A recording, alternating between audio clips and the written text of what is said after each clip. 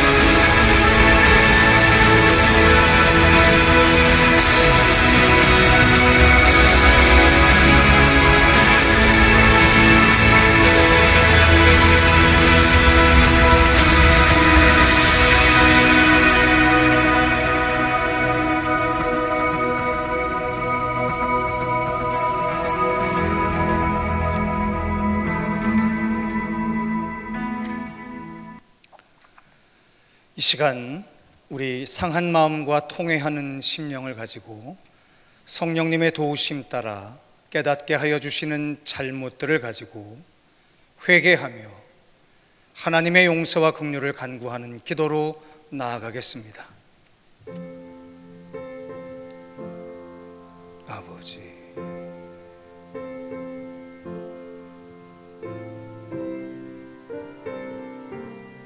하나님을 예배하기에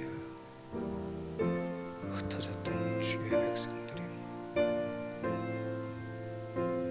이 땅에 악한 죄를 속하며 우리가 알게 모르게 지었던 모든 범죄를 하려고 깨끗하게 씻어 주시옵소서. 아멘. 찬송가 276장으로 다 함께 참회 찬송하시겠습니다.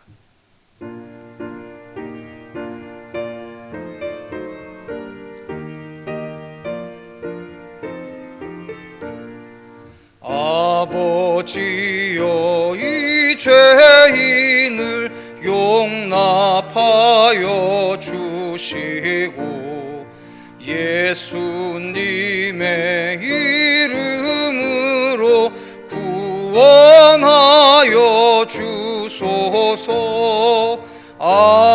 아버지를 떠나 산지 벌써 오래되었고 험한 길에 고난 몸이 이제 돌아옵니다. 전에 하던 헛된 일을 애통하게 여기고 겸손하게 엎드려서 용서하심 빕니다. 은혜 감당 못하오나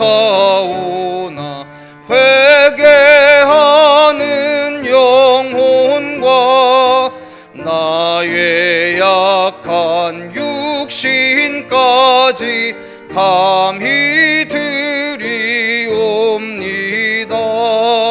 나의 죄를 사시려 주님 죽으셨으니 그 공로를 의지하여 주만 의지합니다. 아버지여 용납하사 나를 품어주시고 주의 사랑 품 안에서 길이 살게 하소서.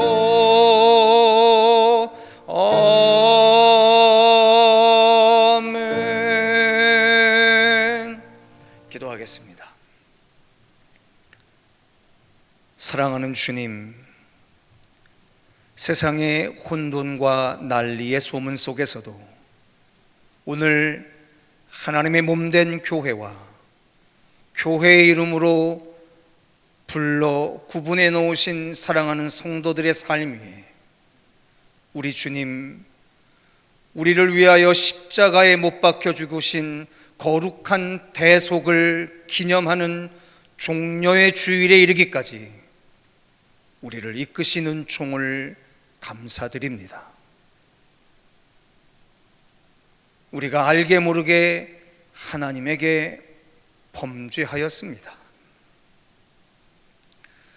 우리가 살아가는 이 시대가 알게 모르게 하나님 앞에 죄악을 저질렀습니다. 아무도 하나님 앞에 자복하는 이 없이 그것이 내가 아닌 남의 탓인 것인만을 늘 회피하며 살아왔던 우리들을 용서하여 주시옵시고, 오늘 우리 하나님 가장 기뻐하시는 우리의 모습인 우리의 죄악을 자복하는 우리로서의 회복을 허락하여 주시옵소서.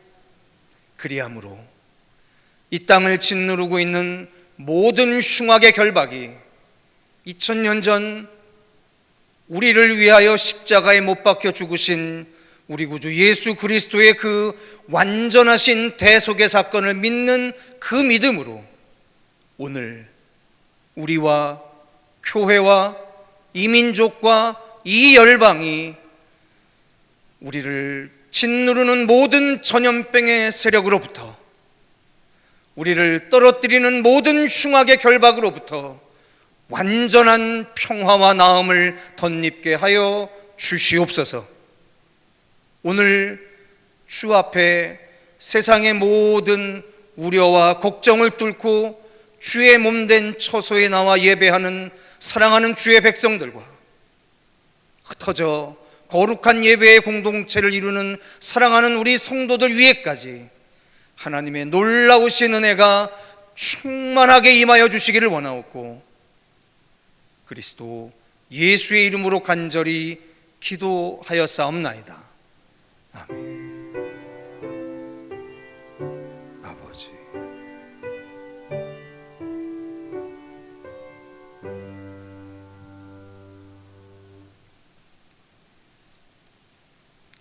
이 시간 찬송가 32장으로 다 함께 영광 찬송 드리시겠습니다.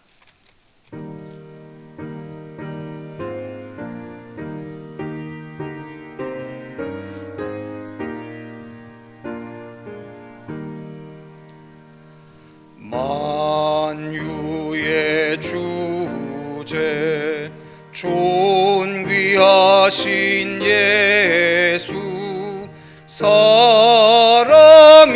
되신 하나님, 나 사모하여 영원히 섬길 내 영광 되신 주로다.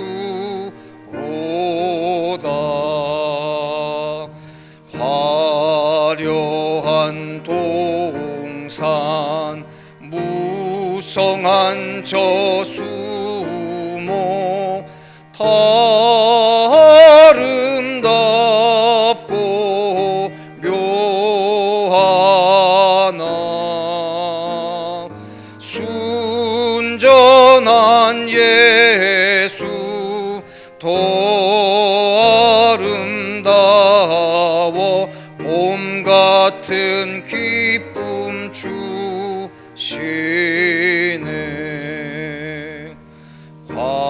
광명한 해와 명랑한 저 달빛 수많은 별들 빛나나 주 예수 빛은 더 찬란하여 참 비교할 수 없도다.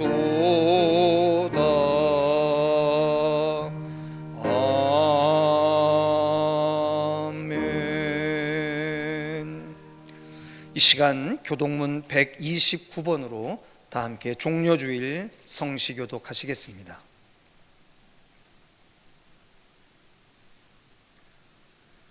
시온에 따라 크게 기뻐할지어다. 보라, 내 왕이 내게 임하시나니 그는 공의로우시며 구원을 베푸시며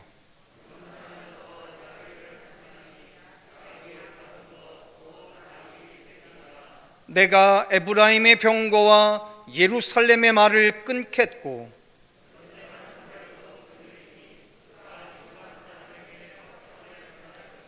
그의 통치는 바다에서 바다까지 이르고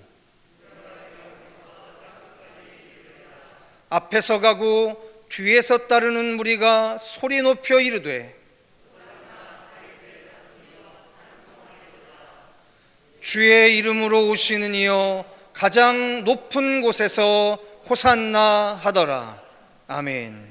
이 시간 사도신경으로 다 함께 신앙을 고백하시겠습니다. 나는 전능하신 아버지 하나님 천지의 창조주를 믿습니다. 나는 그의 유일하신 아들 우리 주 예수 그리스도를 믿습니다. 그는 성령으로 잉태되어 동정녀 마리아에게서 나시고 본디오 빌라도에게 고난을 받아 십자가에 못 박혀 죽으시고 장사된 지 사흘 만에 죽은 자 가운데서 다시 살아나셨으며 하늘에 오르시어 전능하신 아버지 하나님 우편에 앉아 계시다가 거기로부터 살아있는 자와 죽은 자를 심판하러 오십니다. 나는 성령을 믿으며 거룩한 공교회와 성도의 교제와 죄를 용서받는 것과 몸의 부활과 영생을 믿습니다. 아멘.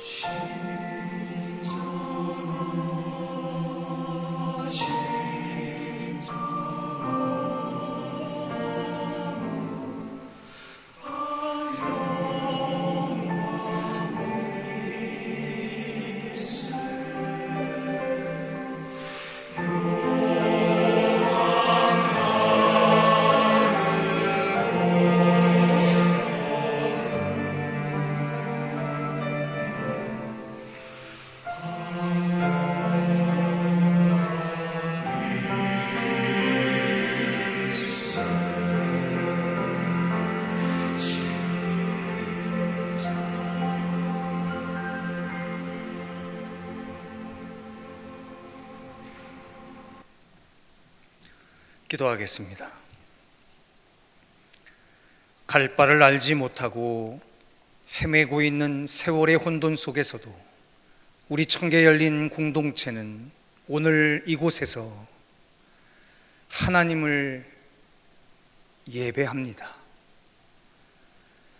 우리의 예배가 신령과 진정의 예배가 되도록 성령 하나님께서 이 시간 우리를 도와주시옵소서. 더불어 주님의 마지막 명령을 따라 예수를 말하고 예수를 말하게 하는 시대적 사명을 품고 흩어져 복음을 전하는 교회 되게 하여 주시어서 교회가 든든히 서가고 수가 더 많아지는 교회가 될 수 있기를 그리스도 예수의 이름으로 간절히 기원하옵나이다. 아멘. 말씀 보겠습니다. 누가복음 23장 44절로 49절의 말씀입니다. 저와 함께 한 절씩 교독해서 봉독해 올리시겠습니다. 때가 제6시쯤 되어 해가 빛을 잃고 온 땅에 어둠이 임하여 제9시까지 계속하며 예수께서 큰 목소리로 불러 이르시되 아버지 내 영혼을 아버지 손에 부탁하나이다 하고 이 말씀을 하신 후 숨지시니라.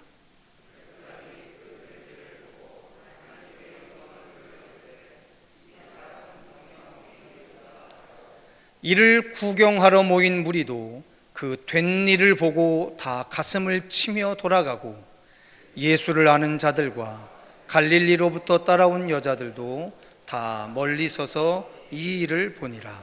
아멘. 본당 히터를 좀 꺼주세요.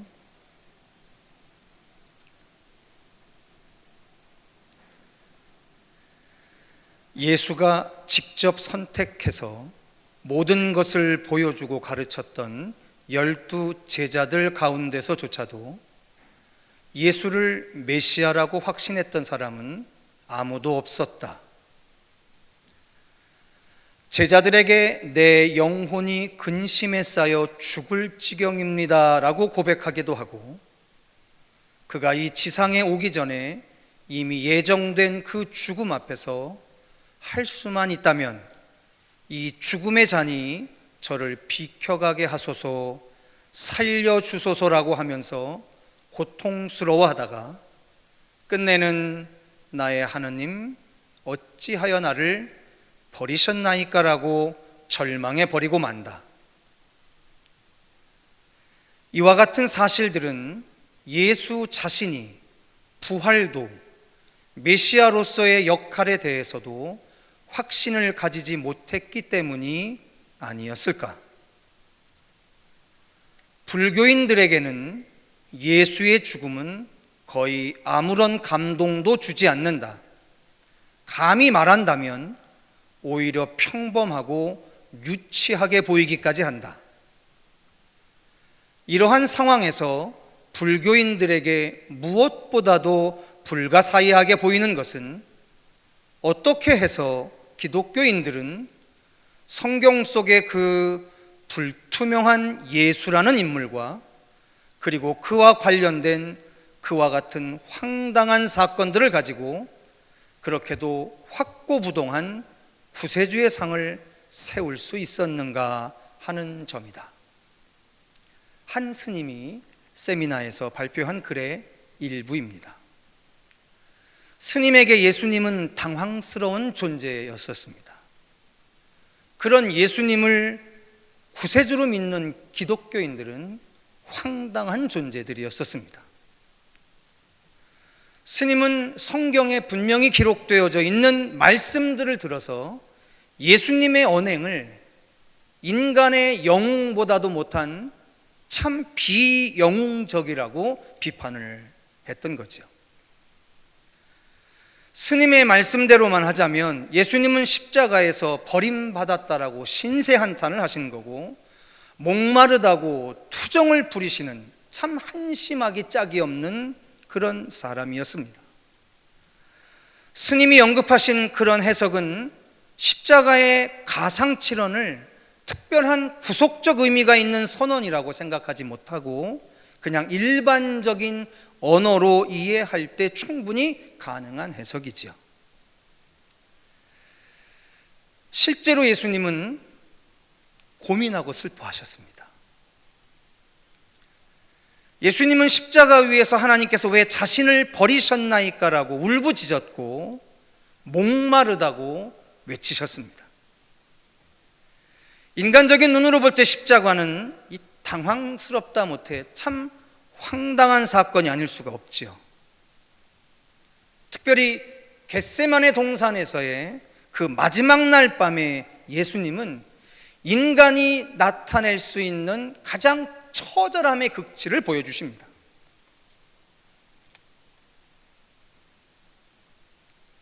스님은 일반 사람들도 죽음 앞에서 담대한 사람들이 간혹 있는데 예수님은 부활할 것을 알고 믿는다고 그리고 제자들에게 가르쳐 주시기 한 분위기까지도 한데 어째서 이런 모습을 보였을까 의아해합니다.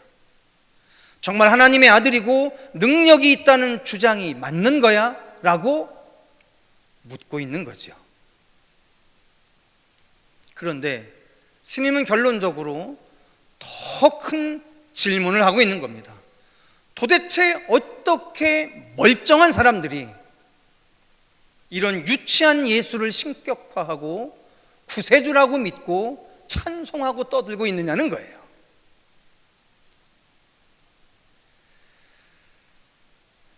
얼마나 일리 있는 비판인지 모릅니다.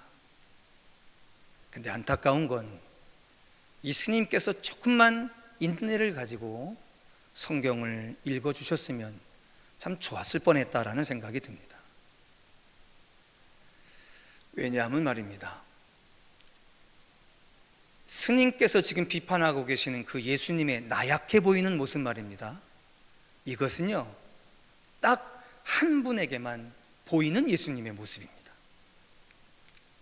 바로 아버지 하나님에게만 보이는 나약함이에요. 육체적 죽음 판결을 내릴 수 있었던 빌라도 앞에서는 당당하셨습니다. 그런데 겟세마네 동산의 밤에 예수님은 죽음의 최종 판결자인 하나님 앞에서는 땀방울이 핏방울이 되도록 고민하면서 밤을 새워 기도하셨습니다. 이것은 예수님께서 과거에 제자들에게 하셨던 이런 말씀, 즉 몸은 죽여도 영혼은 능히 죽이지 못하는 자들을 두려워하지 말고 오직 몸과 영혼을 능히 지옥에 멸하실 수 있는 이를 두려워하라라고 하는 말씀에 근거한 행동이었던 거죠.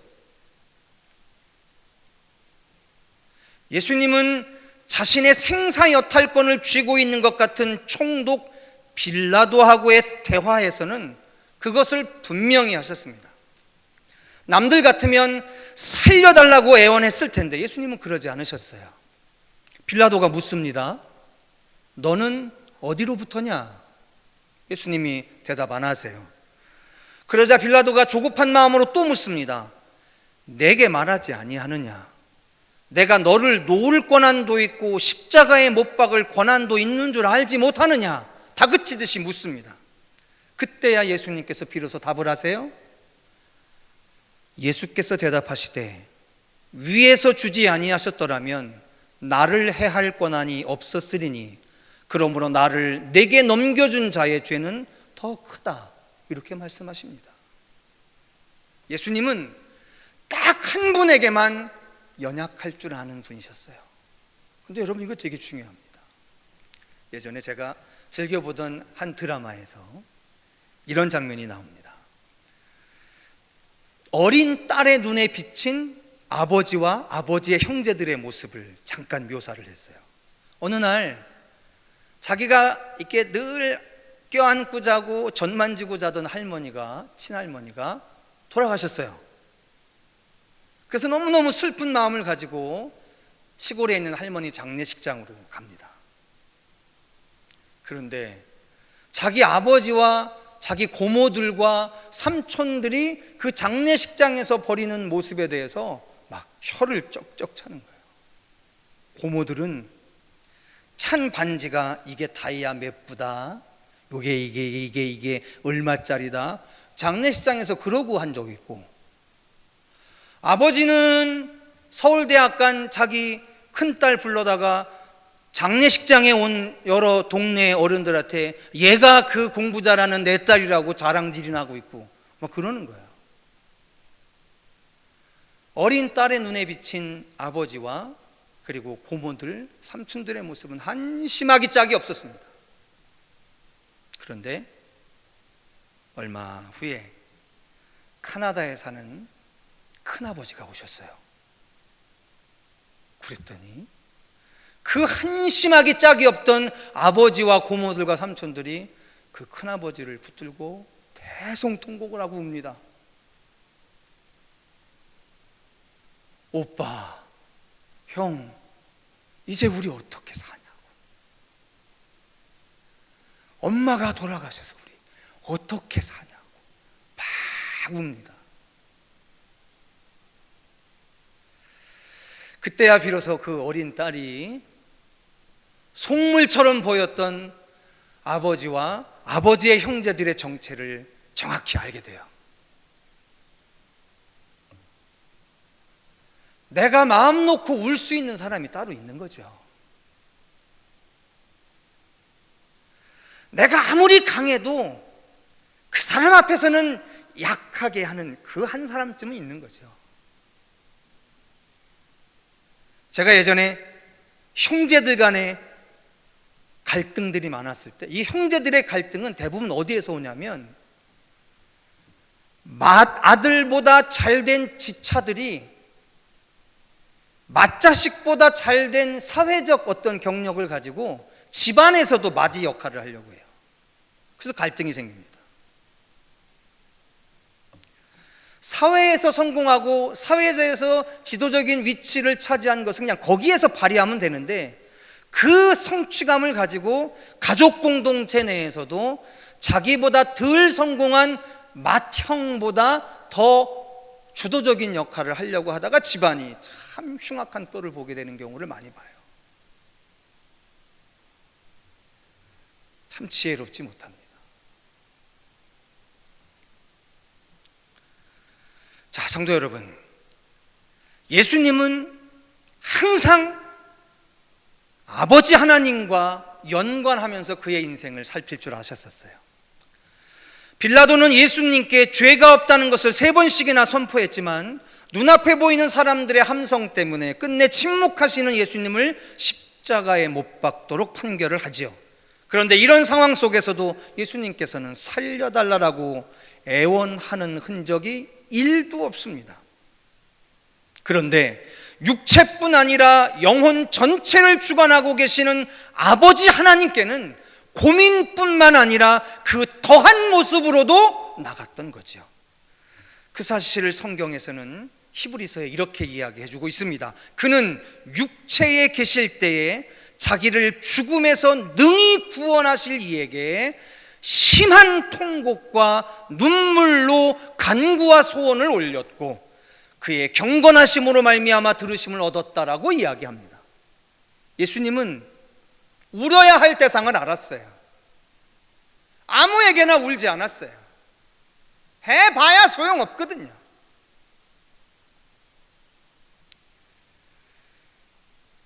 오직 아버지 하나님에게만 향한 나약함, 그것이 진짜 정체인데 스님은 안타깝게도 그걸 잘 헤아리지 못하셨어요.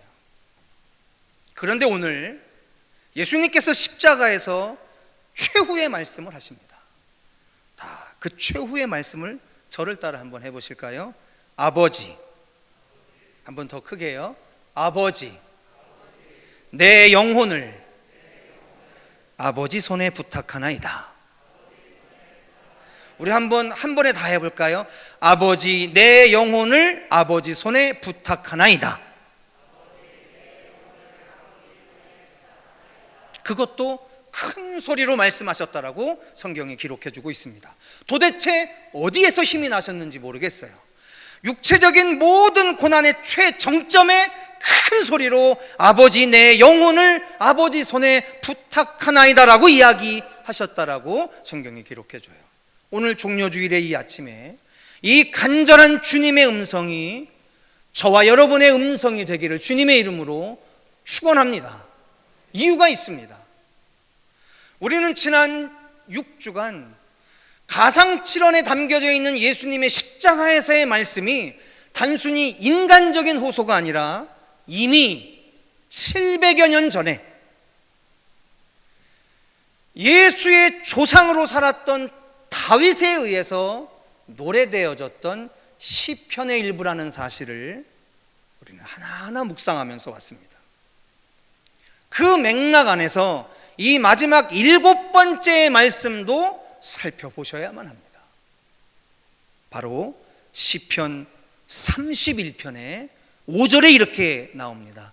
내가 나의 영을 주의 손에 부탁하나이다. 이게 다윗의 탄식이었습니다.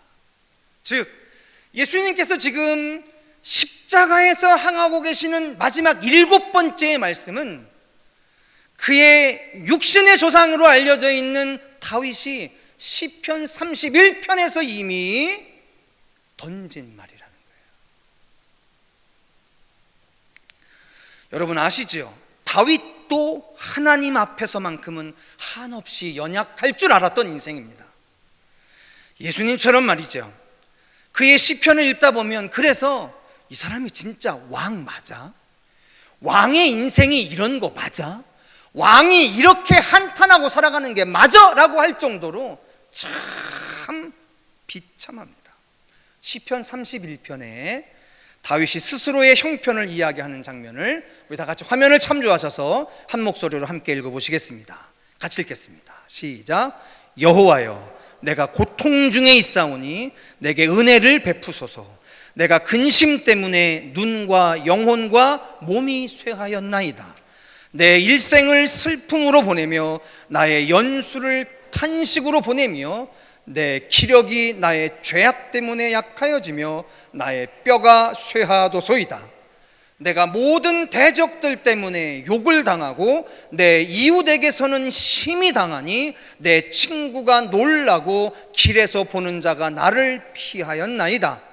내가 잊어버린 바 됨이 죽은 자를 마음에 두지 아니함 같고 깨진 그릇과 같으니이다. 내가 무리의 비방을 들었으므로 사방이 두려움으로 감싸였나이다. 그들이 나를 치려고 함께 의논할 때에 내 생명을 빼앗기로 꾀하였나이다. 어찌 왕의 인생이 이럴 수 있는지 모릅니다. 절대 권력을 가지고 그를 지키고 있는 수많은 호위 부대를 갖고 있는 왕이 도대체 어떻게 이런 노래를 할 수 있는지 이해가 되질 않아요. 마치 만왕의 왕이신 우리 구주 예수 그리스도가 도대체 십자가라고 하는 인간의 최고의 형틀 앞에서 어찌 그렇게 탄식하시는 모습을 보여주는 것과 똑같은 이야기예요. 그런데 놀라운 건 시편 31편의 저자는 그러한 자신의 형편을 스스로 추스리면서 한결같이 말하고 있는 고백이 있답니다. 여호와여 그러하여도 나는 주께 의지하고 말하기를 주는 내 하나님이시라, 이렇게 얘기합니다. 아니 성도 여러분, 이렇게 자신의 인생을 한탄하고 있는데 어떻게 그 입으로 내가 주를 의지한다라고 하는 이야기를 하죠? 그 주를 의지하고 살았는데 이렇게 한탄스러운 인생을 몰고 가시는 그 하나님을 원망하는 것이 맞지, 어떻게 그렇게 탄식 같은 이야기를 하고 난 다음에 그러하여도 나는 여호와를 의지한다라고 하는 이야기를 하냐는 거예요. 이게 뭔가 신비가 있는 거예요. 신앙의 신비가 있는 거예요. 우리가 얘기하는 십자가의 신비가 있는 거예요. 그 싸구려 신앙들 말입니다. 뭐 내가 복채내고 돈 내면 내가 원하는 대로 내 인생이 움직여진다라고는 그 싸구려 싸디싼 그 신앙 말고 말입니다. 십자가는 다른 게 있는 거예요. 처음부터 다른 게 있는 거예요.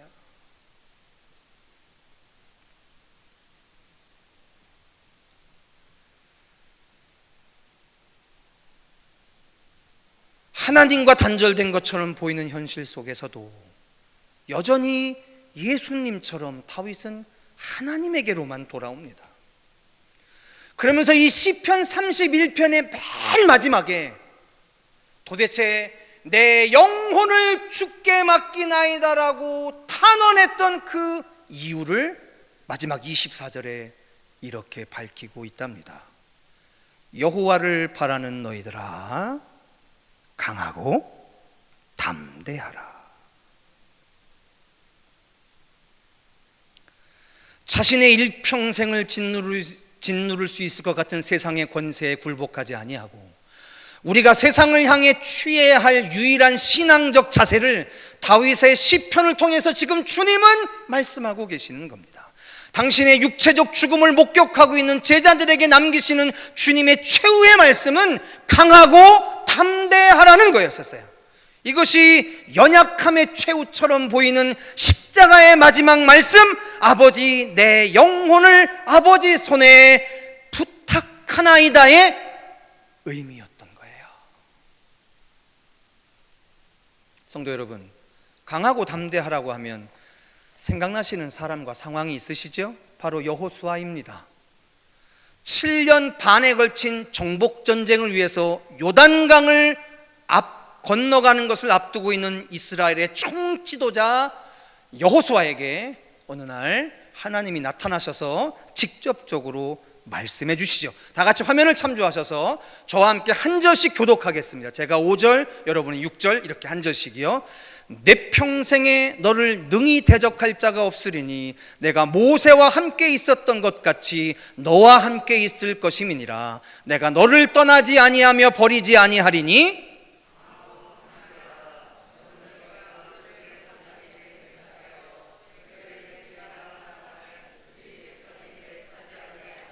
오직 강하고 극히 담대하여 나의 종 모세가 내게 명령한 그 율법을 다 지켜 행하고 우로나 좌로나 치우치지 말라. 그리하면 어디로 가든지 형통하리니.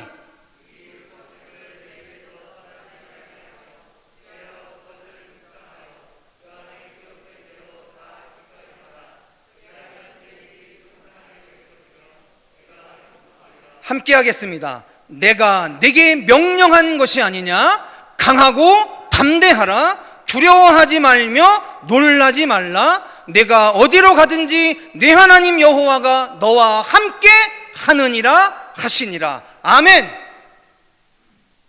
하나님은 두려움에 휩싸인 여호수아에게 말씀하셨던 거예요. 강하고 담대하라고요. 그리고 우리가 강하고 담대할 수 있는 이유도 분명히 가르쳐 주셨어요. 바로 하나님이 함께 하시기 때문이라는 겁니다. 그것을 위해서 참으로 한가한 것 같은 처방 또한 슬쩍 알려주십니다. 이 율법책을 주야로 묵상하랍니다. 그리고 거기에 기록된 말씀을 다 지켜 행하라고 합니다. 날마다 치열한 전쟁 상황에 7년 반 동안을 살아야 할 이스라엘에게 하나님이 고작 내려주시는 강하고 담대함의 처방이 뭐냐면 이 율법책을 주야로 묵상하고 율법책에 기록한 것을 다 지켜 행하라는 참 한가한 처방이었어요. 어디 뿐입니까? 우리 주님 예수께서 어느 날 제자들에게 얘기하세요. 얘들아, 내가 이제 너희 곁을 떠나야겠다. 너희들이 내가 떠나면 육체적으로는 아쉬울 수 있으나 내가 너희들을 떠나는 것이 너희들에게는 좋다라고 말씀을 하십니다. 그러면서 당신이 곧 나를 그렇게 따르던 너희들도 내 곁을 다 떠나고 혼자 남게 되는 시간이 올 텐데 나는 그때도 외롭지 않다. 왜냐하면 하나님이 나와 함께 하고 계시다 라고 이야기하시며 끝내 이런 말씀을 하세요. 이것을 너희에게 이르는 것은 너희로 내 안에서 평안을 누리게 하려 함이라. 세상에서는 너희가 환난을 당하나 담대하라, 내가 세상을 이겼노라라고 말씀하십니다. 어떻게 이 말씀을 하시죠?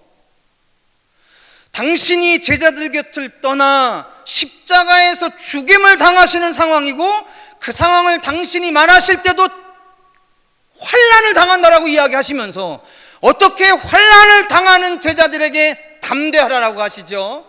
우리가 신앙생활을 왜 합니까? 우리가 신앙생활을 하는 이유가 어디에 있습니까? 당할 환난도 없어지게 해달라고 신앙생활을 하는 건데, 지금 예수님은 뭐라고 하시냐면 환난을 당하나 담대하라라고 이야기하지 않습니까? 결국 신앙은요, 환난을 당하느냐 당하지 않느냐가 분기점이 아닌 거죠.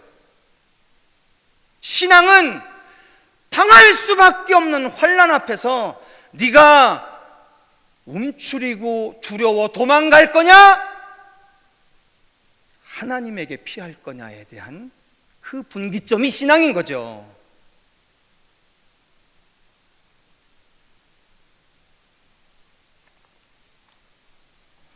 사도 요한이 밤모섬에 유배됐습니다. 로마 황제의 말 한마디면 죽어요. 근데 그 위급한 상황에서 예수께서 사도 요한에게 나타나셔서 계시하게 합니다. 그게 요한계시록이에요. 그 요한계시록 1장에 보면 17절에 이런 말이 나옵니다. 두려워하지 말라. 나는 처음이요 마지막이니 곧 살아있는 자라. 내가 전에 죽었었노라. 볼지어다 이제 세세토록 살아있어 사망과 음부의 열쇠를 가졌노니라고 이야기합니다. 로마의 황제가 네 목숨을 빼앗고 붙일 수 있을 것처럼 현실적으로 보이지만 기억해야 한다. 십자가에서 죽었지만 이제는 영원히 살고 있는 내가 너의 삶과 죽음을 주관하는 유일한 존재라는 사실을 기억하고 두려워하지 말라라고 이야기해요.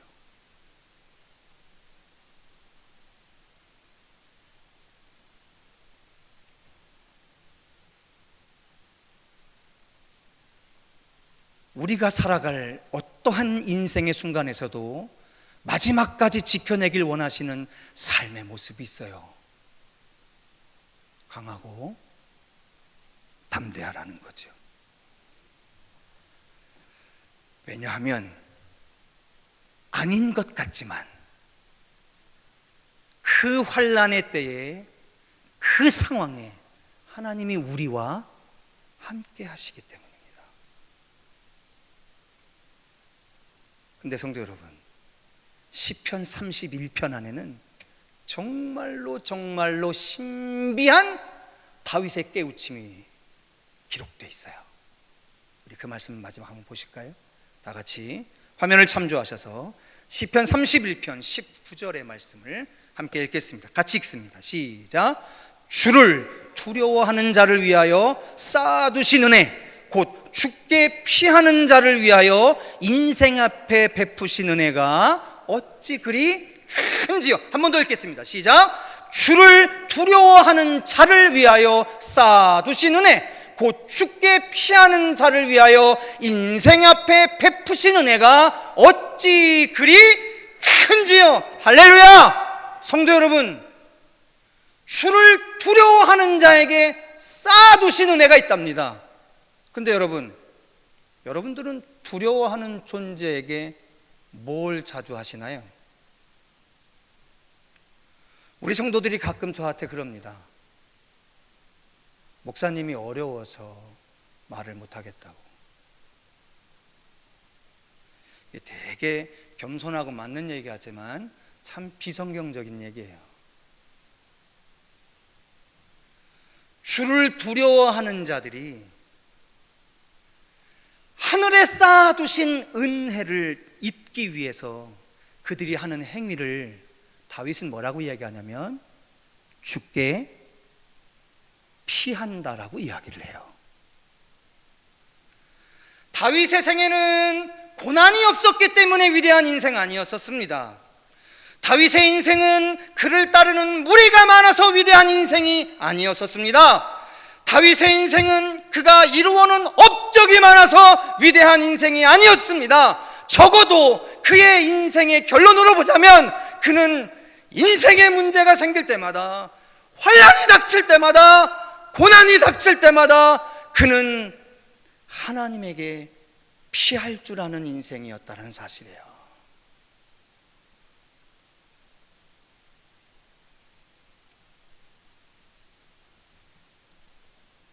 그렇다면 성도 여러분, 우리 이 말씀 가지고 오늘 우리를 어떻게 결정할까요? 제가 어제 저녁 6시쯤에 여러분들에게 드린 목회 서신에서 이렇게 말씀드렸습니다. 조심스럽게. 지금부터 딱 2달 전에 제가 오후 예배를 없애고 식사를 중단하는 결정을 해나갈 때 걱정들이 많았습니다. 목사님 꼭 그러셔야 할 필요가 있냐고. 그러고 2달이 지났습니다. 근데 희한하게요, 이제는 모이는 것을 두려워하는 여러분들이 되어버렸어요.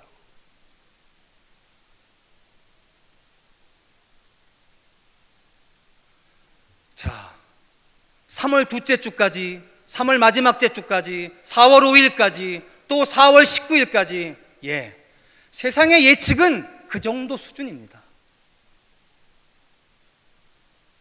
저는 정부의 정책을 비판할 생각은 없습니다. 문제는 지금 우리를 둘러싸고 있는 이 사태에 대한 해결을 누구에게 의지하고 있느냐라고 하는 거예요.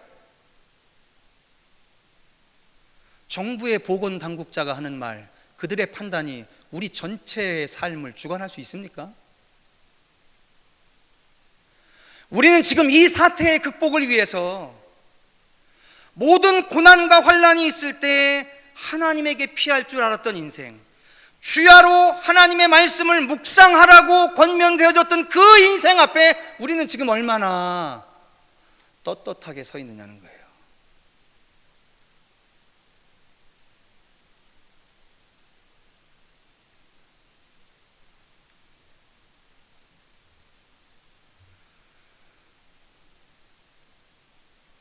두 달 전에 저는 모이는 것을 중단하는 것에 두려움을 갖고 있는 공동체와 싸움을 했던 목회를 했다면, 이제는 모이는 것을 두려워하는 공동체와 싸워야 할 것 같아요.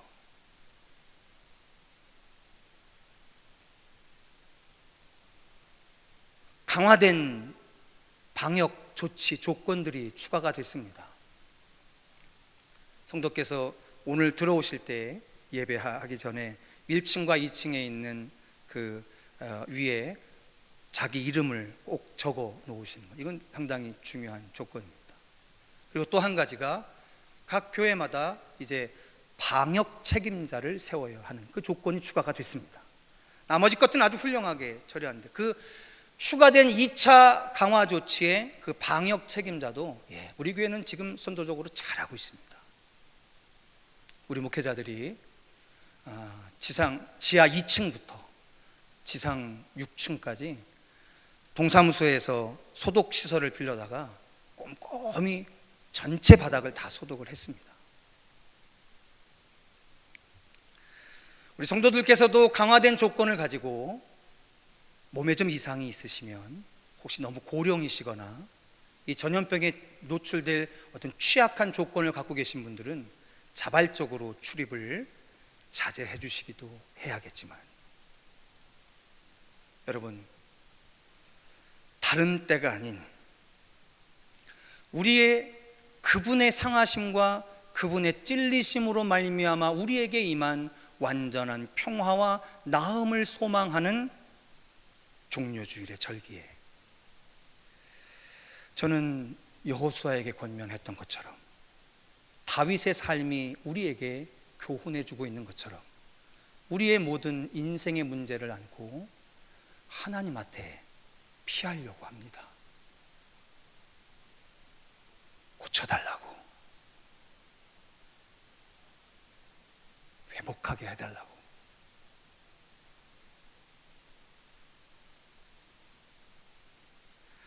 우리가 한 10,000여 명 정도의 인원으로, 사망자 200명 미만 정도의 선으로 잘 조절을 하면 될 것 같지만 천만에요.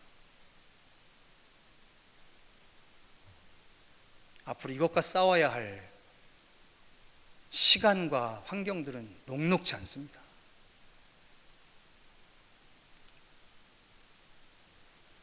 그러면 우리에게 주어진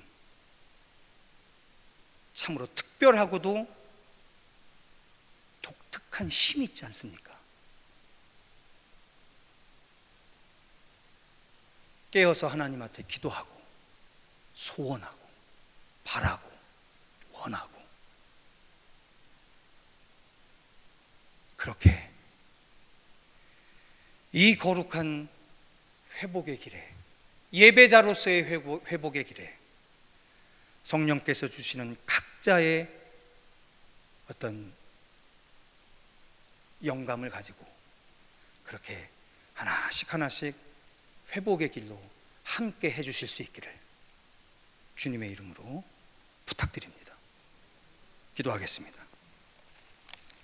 사랑하는 주님,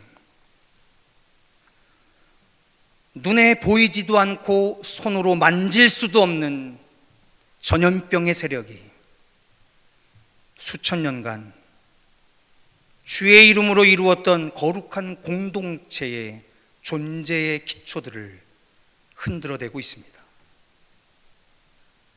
다만 이 시대적 도전 앞에 우리 또한 지혜롭게 대처하려 합니다.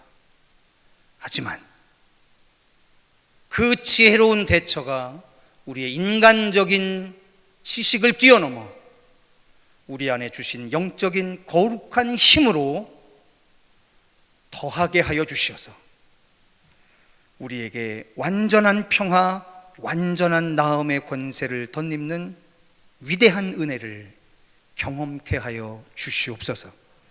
그리스도 예수의 이름으로 간절히 기도하였사옵나이다. 아멘.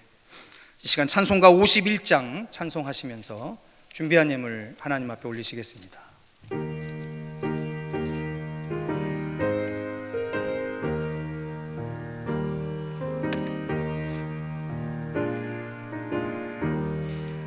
주님 주신 거룩한 날 기쁨으로 주 앞에 와 기도하고 찬양하며 주께 경배 드립니다.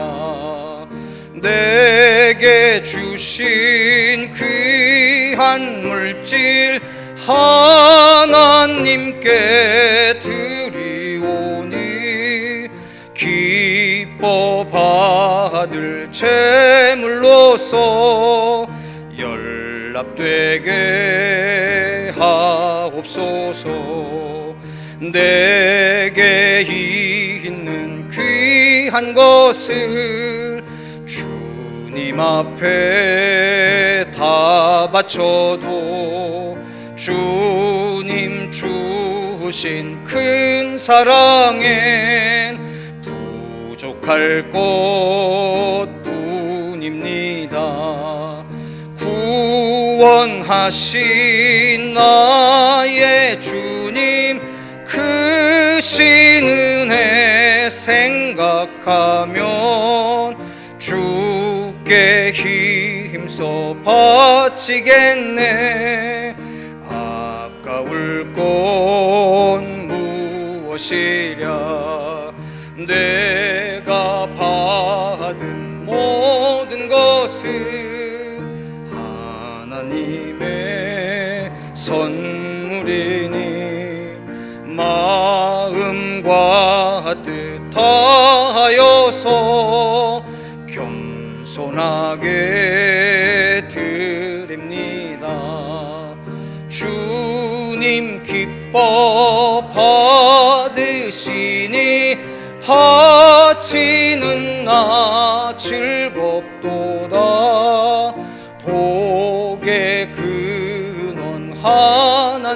주님께 영원토록 감사하리. 아멘. 기도하겠습니다. 사랑하는 주님, 이 시간 주님 앞에 거룩한 날을 구분하고 거룩한 시간을 구분하며 신령과 진정의 예배자로선 사랑하는 우리 청계 열린 교회 일부의 예배자들과 흩어져 온라인으로 예배하는 사랑하는 우리 성도들 한 사람 한 사람들이 세상의 흉악한 처지와 형편 속에서도, 그리고 빈궁한 손길을 가지고도 하나님 앞엔 풍성한 마음으로 헤아려 예물 드림을 주께서 받아 주시옵소서. 사랑하는 우리 성도들의 삶과 생업의 터와 모든 삶의 지경을 살아계신 하나님의 권능의 손이 온전히 책임져 주셔서 이제껏 그리하셨던 것처럼 가난과 궁핍의 권세가 틈타지 못하게 하시옵시고, 하나님을 두려워하여 하나님께 피하는 지혜를 알고 있는 우리들에게 쌓아두신 하늘의 은혜로 충만케 하여 주시옵소서. 그리스도 예수의 이름으로 간절히 기도하였사옵나이다. 아멘. 할렐루야. 맞습니다. 귀의 소식 잠깐 전하겠습니다. 특별히 전할 것은 우리 이 코로나 사태에 대처하는 우리 교회의 그 동선에 대한 이야기인데 잘 참조하셔서 들어주시면 좋겠습니다. 저희가 지금 사순절 평화와 나음을 입는 새벽 기도회를 6주차까지 일정을 그치고 이제 내일부터 마지막 한 주간의 종료주의를 진행을 합니다. 여러분들에게 나눠드린 주보의 순서는 참고하지 마시고요. 이것은 우리가 내년이든 후년이든 우리가 어떻게 40일을 보내려고 했다라고 하는 기록으로 남겨놓으시고요. 월요일서부터 토요일까지, 거기에 중간에 있는 성금요일 저녁 예배까지 우리 교회가 지키려고 합니다. 그래서 특별히 이 새벽 가운데 우리 교회가 조금 확대해서 기도하고 싶어하는 기도 제목이 여러분 나눠드린 주보에 코로나 사태에 대한 청계 열린 교회 대사회적 7대 기도라고 써 있습니다. 새벽에 같이 예배하시는 분들은 함께 그때 기도해 주시고요. 흩어져서 기도하시거나 하시는 분들은 이 주보를 참조하셔서 7가지의 기도의 제목을 함께 해주시면 좋겠는데요. 저랑 함께 7가지를 하나하나 읽어보시도록 하겠습니다. 1번 같이 읽겠습니다. 시작. 이기적인 탐욕에 사로잡혀 하나님께서 허락하신 모든 선한 것을 악용했던 우리의 허물과 잘못을 회개하오니 용서하여 주소서. 2번째입니다. 전 세계적으로 확산되고 있는 바이러스의 위기 속에 각 나라가 협력하여 위기를 극복하도록 도와주소서. 3번째, 바이러스의 확산을 막기 위해 노력하고 있는 정부와 관계부처, 의료 관계자들에게 지혜와 힘을 더하셔서 방역과 치료를 온전히 감당하게 하옵소서. 4번째, 고통과 두려움 속에 하루하루를 보내고 있는 모든 국민들을 지켜주시고 사회 경제적 어려움을 겪는 사회 취약계층과 소상공인들의 삶을 보호하여 주옵소서. 5번째, 세계 곳곳에서 사역하는 선교사들을 보호하시고 그들의 현장과 사역, 사람들을 보호하여 주옵소서. 6번째, 우리 교회가 이번 사태를 통하여 진실한 믿음의 공동체로 거듭나게 하시고 개인과 사회, 인류가 직면하고 있는 위기를 함께 감당하는 사랑의 공동체가 되게 하옵소서. 마지막, 이 어려운 시기 가운데 평화와 나음을 주시는 예수님의 고난과 십자가를 다시 깊이 묵상하며 다 함께 부활의 기쁨에 참여할 수 있도록 은혜 베풀어 주옵소서. 요 7가지 대사회적 기도를 함께 해주시면 큰 힘이 될 것 같습니다. 그렇게 해주시겠습니까? 고맙습니다. 자, 우리 옆에 있는 분들과 함께 이렇게 인사하겠습니다. 하나님께서 당신을 참 사랑하십니다. 할렐루야. 믿으시죠, 여러분? 네. 오늘 이렇게 예배 자리에 안전 조치를 다 하고 격리 조치를 다 하고 참여해 주신 여러분들에게 너무 감사합니다. 그리고 온라인으로 예배하시는 흩어져 있는 우리 성도들도 주의 평강과 은혜가 함께 하시기를 주님의 이름으로 축원합니다. 특별히 여러 가지 어려운 중에도 반주자의 위치를 지켜준 우리 유채빈 청년에게도 감사를 하고요. 그리고 이 시간 동안에 가장 보이지 않는 곳에서 가장 큰 수고와 애를 써주셨던 우리 장로님들에게 너무너무 감사를 드립니다.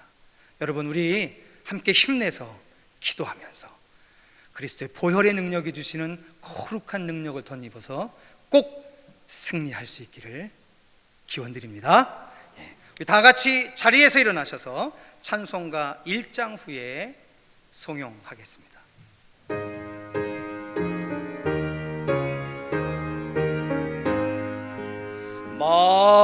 만복의 근원 하나님, 온 백성 찬송 드리고 초천사여 찬송하세. 찬송 성부 성자 성령